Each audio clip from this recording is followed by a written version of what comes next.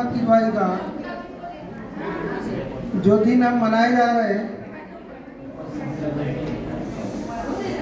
रफ़ी अहमद किदवाई की जो ये किताब है, ये 2009 में लिखी गई है।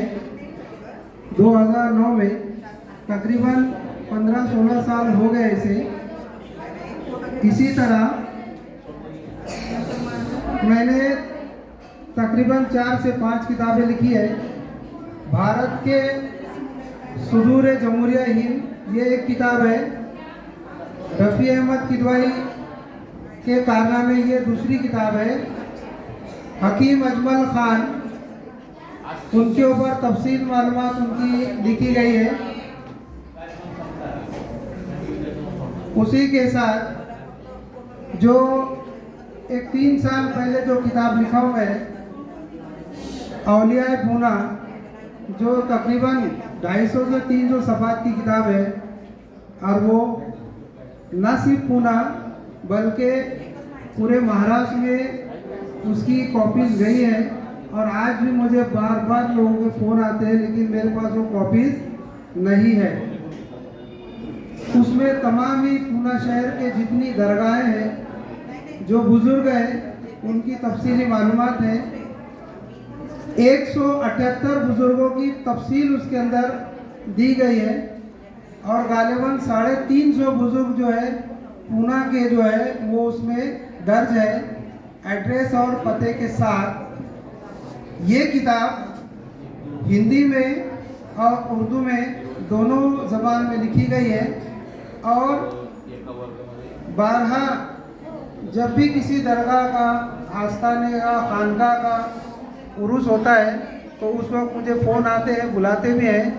और कई दरगाहों के जो मसले हैं, जैसे रोड वाइडिंग में, कई दरगाहों के रोड वाइडिंग में जाने की वजह से वो लोगों ने क्या किया है कि ये किताब पेश की है। यहाँ तक कि साइटेशन के लिए ये किताब कोर्ट के अंदर पेश हुई है। और वो दरगाह जो है वो उससे बच गई है कि ये कितने साल कदीम पुराने बुजुर्ग हैं, इस वजह से वो उनकी दरगाह महफूज हो गई है।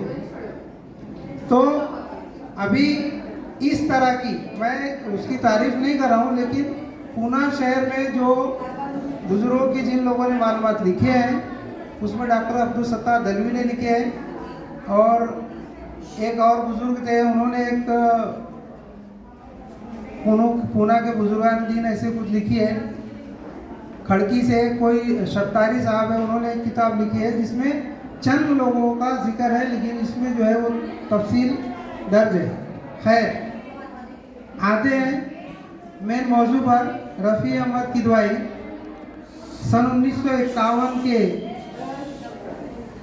पंडित जवाहरलाल नेहरू जब वज़ीर आज़म बनाए गए, उस वक्त रफ़ी अहमद किदवाई को जो मिनिस्ट्री दी गई, वज़ीर खुराक, वो ओहदे को उन्होंने बहुस्न को भी संभाला। उसी के साथ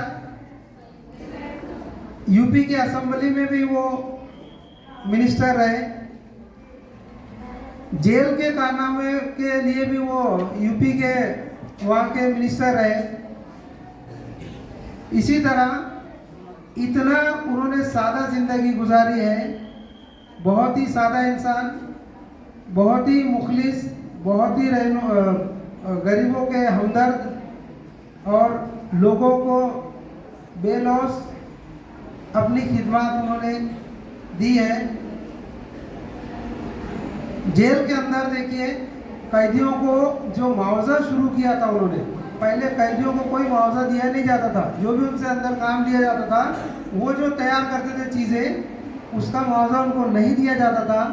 तो वो मुआवजा का भी उन्होंने शुरुआत किया। वो मुआवजा उनको अभी भी दिया जाता है। जब कैदी रिहा होता है तो उसको एक रकम दी जाती है कि उस बाकी अपनी नई ज़िंदगी, कोई कारोबार वगैरह शुरू करे। इसी तरह डाक खाने की जो डाक खाने में भी बहुत सारे उन्होंने चेंजेस करवाए हैं। एक मरतबा सन 1970 ये 71 की बात है, जब हिंदुस्तान के अंदर बहुत ज़्यादा कहर पड़ गया था, अनाज की किल्लत हो गई थी। तमाम ही बड़े बड़े सरमाएदारों ने अनाज का ज़ख़ीरा करके रखा था और वो अनाज बाहर नहीं निकाल रहे थे। तो अनाज की किल्लत होने की वजह से हाहाकार मच गया। तो रफ़ी अहमद किदवाई ने एक तरकीब ये सूझी कि ये अनाज जो सरमाएदारों ने ज़ख़ीरा अंदोज़ी करके रखा है, तो इसको किस तरह बाज़ार में लाया जाए ताकि अनाज की किल्लत ख़त्म हो। अनाज की किल्लत नहीं थी, लेकिन चूँकि सरमाएदारों ने ज़ख़ीरा अंदोज़ी करके रखी थी, इसलिए उन्होंने ऐसा डिक्लेयर किया पेपर में कि हम बैरून मुल्क से अनाज खरीद रहे हैं और इतने 100 टन अनाज आने वाला है। तो जब ये सरमाएदारों को मालूम हुआ कि ये अनाज अगर आ गया तो हमारा अनाज तो गोडाउन में सड़ जाएगा, तो उन्होंने क्या किए, रफ़ी अहमद किदवाई ने मालगाड़ियाँ जो थी वो खाली मालगाड़ियाँ उन्होंने दौड़ा दी पूरे हिंदुस्तान के अंदर, इधर से उधर, के बैरून मुल्क से जो अनाज आ रहा है। तो इन सरमाएदारों ने क्या किया कि अपने जो गोडाउन थे उसके अंदर का अनाज फ़ौरन मार्केट में बेचने लगे और यहाँ से इतनी बड़ी जो अनाज की किल्लत थी वो ख़त्म हुई। तो ऐसे उनके बहुत सारे कारनामे हैं। गालिबन 2009 में ये किताब लिखी गई थी। मालूमात कहीं पर भी दस्तयाब नहीं थी। कई लाइब्रेरी में मैं गया और वहाँ जब पूछने के बाद मालूम है कि उनके ऊपर कोई किताब मालूमात लेने नहीं मिली। तो एक बड़ी बोसीदा किताब मालेगांव की एक लाइब्रेरी में मिली। उस दिन भी छुट्टी का दिन था, तो लाइब्रेरियन को भी जाना था। तो मैं यहाँ से पूना से गया था, मेरे को भी दूसरे दिन यहाँ आना था। तो वो बंदे को भी कोई अर्जेंट काम था, तो मैं उससे कहा कि भाई लाइब्रेरी के तू बाहर से दरवाज़ा लगा दे, मैं अंदर किताब लेके के पढ़ता हूँ। तो मैं तकरीबन 3 घंटे अंदर था, बाहर से उसने लॉक कर दिया और मैं 3 घंटे के बाद, तकरीबन 3.25 घंटे के बाद वो बंदा आया। तो मैं जो लिखना था लिखा। कुछ जेरोक्स का भी इत्तेफाक से कि उस दिन लाइट नहीं थी कहीं पर भी, ये मसला हो गया था। तो मैंने जितना लिख सका वो वहाँ से जो मवाद मिला, कुछ दिखाई भी नहीं दे रहा था, बहुत बोसीदा किताब, पुरानी, कुछ समझ में भी नहीं आ रहा, अंधेरा वहाँ पर। तो इस तरह वो मालूमात मिली कुछ अखबारात की, यहाँ तक कि उनकी जो रफ़ी अहमद किदवाई की पड़ पोती थी मोहसिना किदवाई, उनको मैंने कम से कम 4 से 5 मरतबा फ़ोन किया कि आपके पास कुछ होगा तो वो भेजिए कीजिए। उन्होंने भी मसरूफियत की वजह से कुछ नहीं भेजे। उसके बाद मैंने वो मसवदा तैयार करके उनका एक रिव्यू लेने की कोशिश की मोहसिना किदवाई की। वो रिव्यू मैंने भेजा उनको, लेकिन उन्होंने कुछ वो रिव्यू उसका भेजा नहीं और आज तक उनके पास है। आखिरकार फिर मैंने ये दूसरे शख्स का इसमें रिव्यू लेके वो किताब जो है वो शायद हो गई।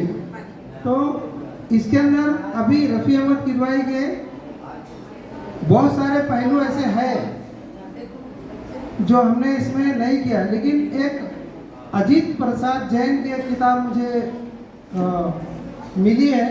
तो इंशाल्लाह सेकेंड एडिशन के लिए मैं बहुत सारी मालूमात उसमें शामिल करने की कोशिश करूँगा और इनको एक बेहतरीन खराज इस तरह से हम पेश कर सकते हैं। तो मुझे यहाँ बोलने का चंद लफ्ज़ों में, तफसील नहीं कहा मैंने उनके बारे में, चंद ही लफ्ज़ कहे।